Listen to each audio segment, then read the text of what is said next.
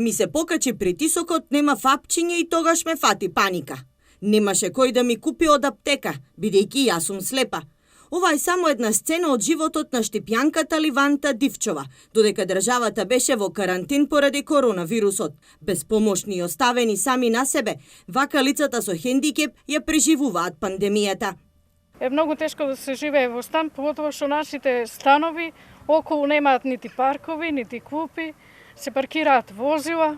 Чекат некој да ги фати залека, да ги изнесе надвор.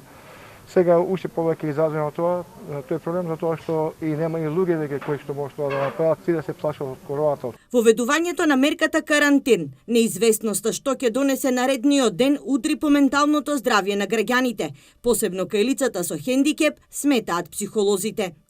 Тоа нивно изолирање од самите тековни движења, постои можност да има дополнителни психички проблеми кај сите од нас, а посебно кај ризичните групи. Во Штип, Радовиш и Пробиштип има 100 слепи лица.